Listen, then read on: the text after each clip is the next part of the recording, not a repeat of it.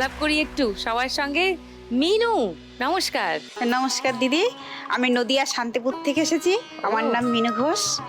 আমি শান্তিপুর স্টেশনে ফল বিক্রি করি। আচ্ছা, স্টেশনে, প্ল্যাটফর্মে? হ্যাঁ। ওকে। সোনালি, নমস্কার সুদীপ্তা, আমি ঢাকুরিয়া থেকে আসছি। আর আমার পাড়াতেই একটা ছোট দোকান ঠেলার উপরে আর কি। ঢাকুরিয়ায় কোথায়? ওই পচনাই পল্লী, যোধপুর পার্ক, ওই যেখানে পুজো হয়, হ্যাঁ হ্যাঁ, লোকনাথ মন্দির আছে, মন্দিরের পাশে। ওকে।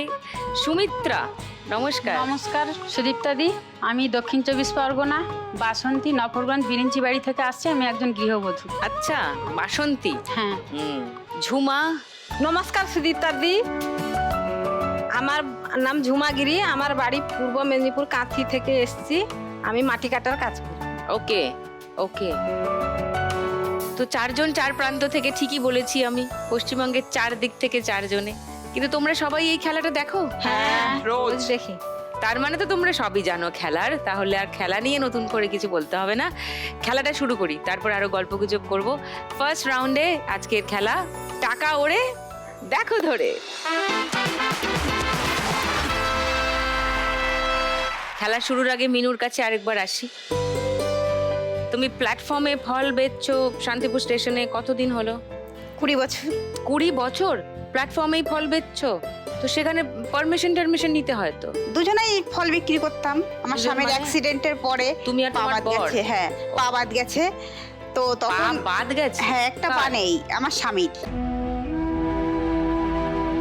লরির সঙ্গে অ্যাক্সিডেন্ট করেছিল। মাল আনতে গিয়ে পায়ের সোলের উপর দিয়ে পা উঠে, লরি উঠে গেছিল।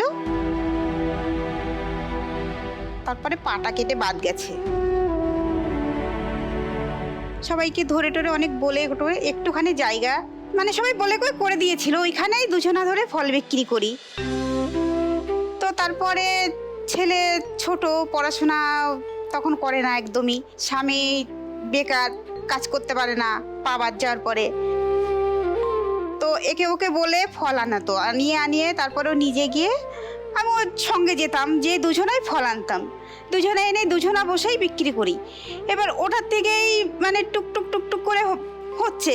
আর এখন তো গরম পড়ে গেছে, গরম পড়াতে তো ফল তো খুব একটা বিক্রি হয় না। ফল নষ্ট হয়ে যায়, পচে যায়। আজকে ফল এনে রাখলে কালকে সেই ফলটা বিক্রি হয় না, শুকিয়ে যায়। সে সব ব্যবসারই কিছু হ্যাজার্ড থাকে, এই ব্যবসার এটাই হ্যাঁ। হ্যাজার্ড।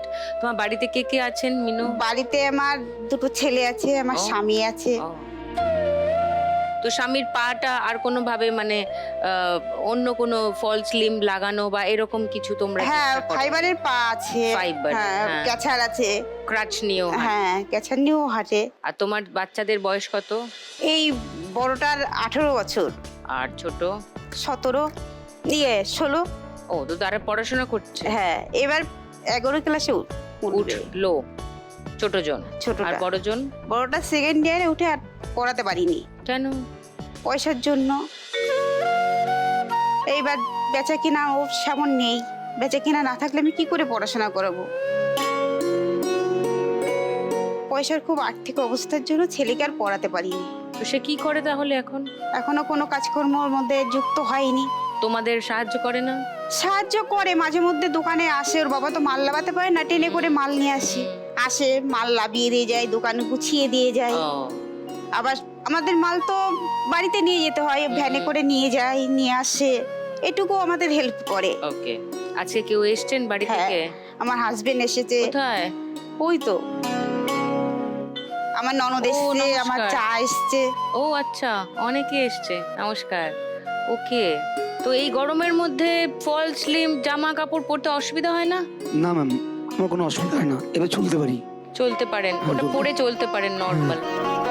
আচ্ছা। মিনুর দোকানের ছবি দেখাই একটু সবাইকে। শান্তিপুর প্ল্যাটফর্মে এটা।